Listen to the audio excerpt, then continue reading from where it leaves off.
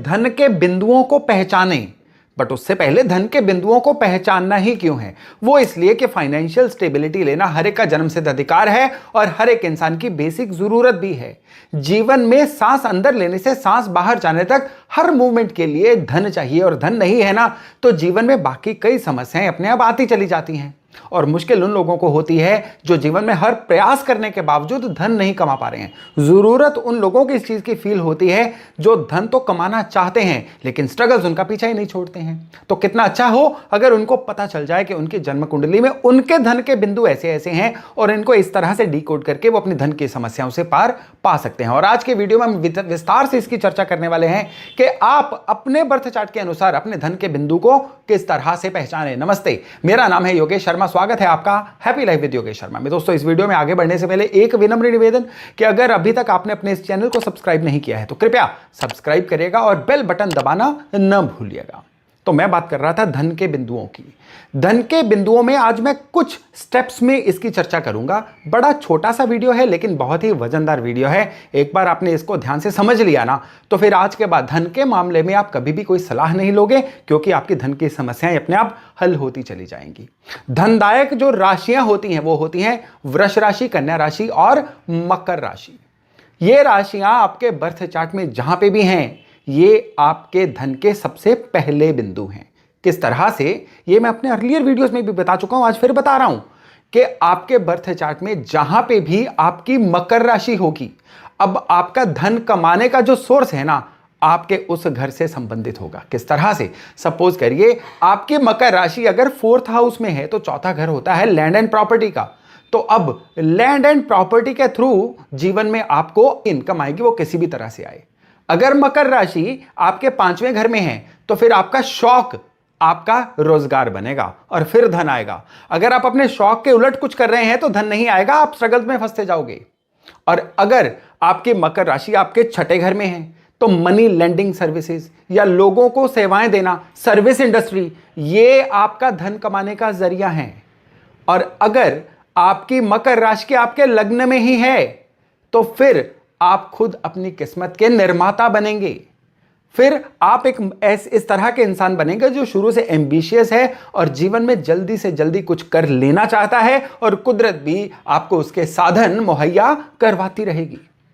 वृष राशि होती है कि जो कमा लिया उसको जोड़ने की राशि, लेकिन जुड़ेगा तो तब अगर आएगा। और धन के आने का, अपॉर्चुनिटीज आने की राशि आपकी है कन्या। कन्या राशि आपकी जन्म कुंडली में जहां पे होगी, अब ईश्वर आपको धन कमाने के जो मौके हैं ना उस घर के द्वारा देगा। सपोज करिए आपकी कन्या राशि जो है आपके 3rd हाउस में है तो फिर आपकी जो नेटवर्किंग है ना, जितने लोग समाज में आपको जानते हैं, ये आपके लिए साधन उपलब्ध करवाएंगे। ये लोग जो हैं वो आपके लिए इस तरह की अपॉर्चुनिटीज लेके आएंगे जो आपके लिए धन कमाने के साधन बनेंगी। अगर आपकी ये कन्या राशि जो है ये 11th हाउस में है तो इवन आपकी नेम एंड फेम, आपकी ब्रांडिंग, आपकी गुडविल, यही आपके लिए अपॉर्चुनिटीज लेके आएगी। अगर ये राशि आपके 12th हाउस में है तो फिर घर छोड़ के दूर सेटल हो जाइए, वहीं से आपको अपॉर्चुनिटीज आनी है। कुंडली पूरी तरह से, अभी तो ग्रह फिट नहीं हुए हैं, अभी तो केवल राशियां हैं। केवल राशियों से ही आपको आधी से ज्यादा पिक्चर क्लियर हो जाती है। फिर आती है वृष राशि। ये होती है अब जो धन आया, आपने कमाया, अब वो जुड़ेगा कि नहीं। आपने कमाया तो सही, कमाने का रास्ता एक, जाने के रास्ते अनेक। कहीं ये स्टोरी तो नहीं है आपकी लाइफ में जो आपको धन के जंजाल में, धन की मुश्किलों में फंसा के रखती है, यानी धन की बरकत ही नहीं है। तो यहां पे आपकी वृष राशि कमजोर हो रही है। अब आपके बर्थ चार्ट में वृष राशि या उसमें बैठे हुए ग्रह ये डिसाइड करेंगे। वृष राशि में अगर राहु जैसा कोई ग्रह बैठ जाएगा तो ये धन को टिकने नहीं देता है। वृष राशि में केतु भी बैठ जाएगा तो धन जाने के बिना सोचे समझे धन खर्च करने के रास्ते बनते चले जाएंगे। यहां पे शनि होगा तो धन आएगा एकदम से निकल जाएगा। बहुत बार ऐसा होता है कि वृष राशि में बैठा हुआ ग्रह ही आपके धन के जुड़ने या ना जुड़ने का एक पूरी तरह से बेस बन जाता है, बुनियाद बन जाता है। तो चलो, ये तो थे आपकी वो धनदायक राशियां जो एक पहला स्टेप है। दूसरे नंबर पे सबसे बड़ी बात आती है आपके जीवन में फाइनेंशियल बिंदुओं को पहचानने की, आपकी अर्निंग कैपेसिटी वाली एज। किसी भी इंसान की जो अर्निंग कैपेसिटी वाली प्राइम एज होती है ना, वो होती है 18 से लेके 50 साल तक, मैक्सिमम 55 साल तक। 18 से 50 का जो एज ग्रुप है, अगर तो इसमें किसी अच्छे ग्रह की दशा आ गई तो फिर तो आप समझिए कि आप किस्मत वाले हैं। लेकिन इसी दौरान अगर लगातार बैक टू बैक ग्रहों की खराब दशाएं आती चली गईं, तो फिर किस्मत को आपको छीनना पड़ेगा, किस्मत आपको कमानी पड़ेगी, उपाय करके अपनी किस्मत को सही करना पड़ेगा। तो जब भी आप अपना बर्थ चार्ट अपने हाथ में पकड़ें या किसी से भी बर्थ चार्ट को कंसल्ट कर रहे हो ना, तो सबसे पहले यह चीज पूछिएगा कि आपका जो वर्तमान एज ग्रुप है यानी 18 से 55 का आप लगा के चलिए, उसमें आपकी दशाएं कौन सी चल रही हैं। अगर खराब ग्रह की दशा होगी तो यह जीवन में संघर्ष लेके आएगी। ये जीवन में आप क्या करेंगे कि कुछ भी काम करेंगे ना, काम तो होगा लेकिन वो काम आपके लिए नतीजों में या आपके बैंक बैलेंस में कन्वर्ट नहीं होगा।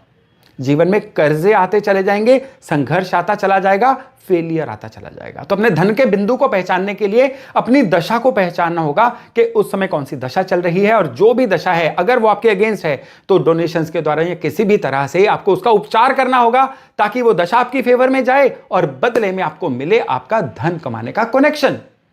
अब इसके बाद बारी आती है आपके घर के वास्तु की। भाई हमारा धन का वीडियो हो और बाद में इसमें वास्तु की चर्चा ना हो, ये हो ही नहीं सकता है।